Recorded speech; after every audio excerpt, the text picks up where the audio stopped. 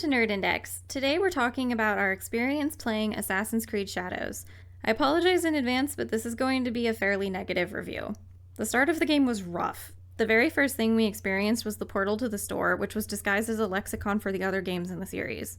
But they didn't even list the games that came before the RPG takeover. The Animus menu just felt confusing and predatory to be the first thing that you see instead of just starting the game with its opening sequence. I can appreciate the thought of catching you up on the series of the other games with their short summaries, if they had any impact on the game that you're about to play, but not the fact that a prominent part of the menu is a cash shop to get you to spend even more money on the game. Before you've even played the game. Then, instead of committing to one opening, they decided to force you into 3 different openings for 2 consecutive hours, and they also had it set up where you were doing a tutorial for the same action multiple times. And it's like, why don't you trust me to have learned how to parry the first time you told me? Not to mention the probably hundreds of times it told us how to observe the surroundings when we could plainly see what the objective was, which, if this was one of my only complaints about the game, I could have forgiven it. Ghost of Tsushima also suffered from this, but only in one instance, during combat, constantly reminding you to switch stances. And when we first left Tomiko's house and Naoe said, I should take my dad's horse to the castle, we looked around the property assuming the horse was going to be in that courtyard or in that stable, but it wasn't, and so we finally gave up, and after running 200 meters down the road, suddenly we're prompted to whistle for the horse. It's just like, logically that doesn't make sense. How did no one else playtest that section and not get a little confused? There were a lot of instances like this throughout the game where things were just not done logically. Like, I know they wanted to teach you how to call the horse, but based on previous over-tutorialing, and the constant button prompt in the bottom saying how to call your horse, it could have been done differently. Moral of the story here is don't tell me through character dialogue to go look for the horse, but that's not what you want the player to do as an action. Is the horse in the room with us? It wasn't at that time! And once the opening segment was finally over, it just dumps you at the top of a mountain saying, okay, have fun!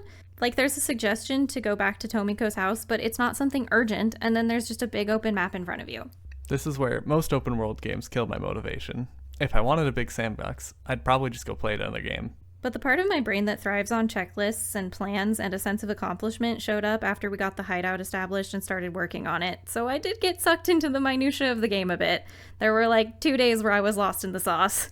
And of course I had to establish my horse collection, minus any of the mounts that can only be purchased in the Animus store. It was cool that you could win horses from perfectly completing the horse archery challenges too. The horse archery ended up coming close to being one of my favorite side activities in the game, because it actually was failable. Unlike even some purposefully failable missions in the game, you want me to fail the fight, but I kill the guy in 3 shots? How am I supposed to fail? Or worse, it was like one of Yasuke's backstories scenes. We were fighting a dude at the training center, and we, as the player, handily beat him, but then the cutscene after played out as if he had beat us up. Yeah, that one severely bothered me, and reminded me, a lot of other things in this game, you can't fail unless you really try. And even then, it still doesn't let you. After 12 hours, we finally unlocked the ability to play as Yasuke, and it started to harass us with tutorials yet again for things that we'd been doing as Naoe the entire time. And once Yasuke was unlocked, there was no way to set who your preferred character to play as was, so the game would constantly harass you to pick one. We also had the game crash on us 30 hours in. And some of the elements of the game just felt really slow to respond. Instead of comparing Assassin's Creed Shadows to Ghost of Tsushima, it would be better to draw parallels between Shadows and Rise of the Ronin, since neither of them can be considered story-driven games. However, in Ronin, the characters were a bit more dynamic and lovable, and there was a more directed story. But they both had large maps put into sections with a crap ton of collectibles per each section of that map, and that general sense of less directed forward momentum. They even share the aspect of having a home base that you operate out of and having little satellite bases that you can check in from. We would be running across the rooftops in Shadows, and I'd say to myself, gee, I wish we had the glider from Ronin right now. Gliders are one of the best game mechanics ever, just because they're so silly. Especially because the game put so many of the viewpoints inside enemy territory, and so you're just like, can I please get over this wall? I don't want to have to be shot 3 times. Resist ranting about viewpoints. So for anyone who was hoping that Shadows might lean heavily on the assassin aspect of Assassin's Creed or going harder on stealth again, then you're probably going to be disappointed. There were even certain kills on the main group of bad guys that you would get the quest that specifically said, assassinate so-and-so, but you would arrive at their location and the game would steal the assassination from you by immediately starting a cutscene and forcing you to fight them as a hack and slash instead. I do think they did a bit more assassin-y, but especially the way that we played it. In the last few hours, we were just playing a hack and slash as Yasuke. And that seems to be the way it's supposed to be, because you have to kill the main group of bad guys to then go do Yasuke's final story quest. And it felt like I was playing an entirely different game. I actually felt like they would have benefited a lot from making two different versions, a Yasuke edition and a Naoe edition.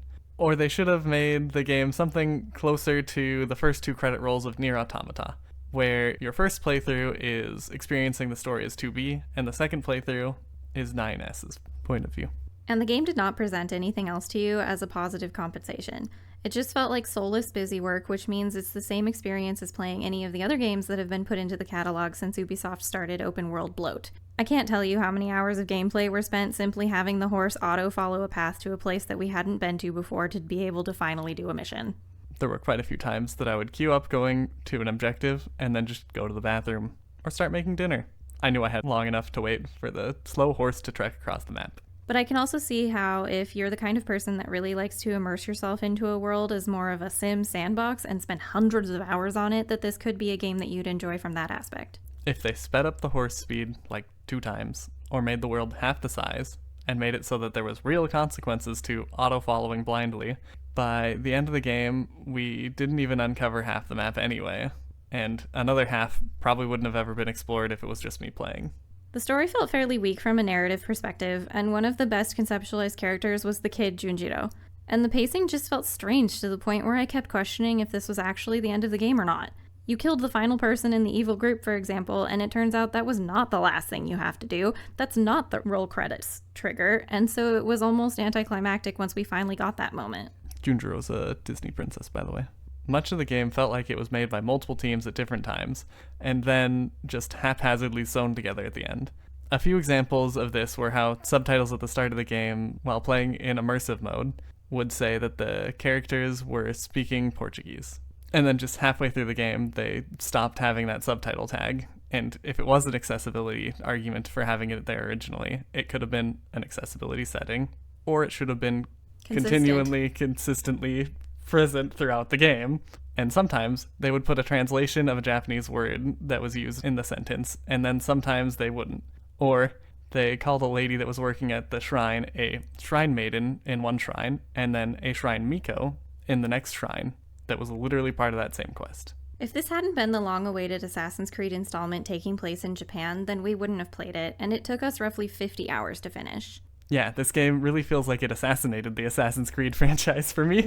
And I don't think I'm even remotely interested in the Witch Trials game that is coming next, unless they announce some major changes to the formula. This is one of those times where we should have just stuck to our gut feeling regarding how we felt playing the last few releases and just not participated. Because I feel like it's safe to say the glory days of Assassin's Creed games like Brotherhood and Syndicate are over. What was your favorite experience? The featured event that was a collaboration with Dead by Daylight was one of the most exciting and intense and difficult portions of the game. Yeah, that was a really cool part of the game. And I'm like, oh, remember when Odyssey did the cool mythical creature fights? Yeah. Can we have some more of that? We talked about a sea dragon in the middle of one of the lakes. They had that whole quest line that was literally the yokai, but it was to tell us instead, no, these are all rumors about real people, and it's only the very last woman was actually a yokai. And I was like, you had so much opportunity to do something really cool with this, and you didn't. So let us know what you thought of the game in the comments, and on a more positive note, what your favorite experience was if you played it. And if you're having fun, please like and subscribe.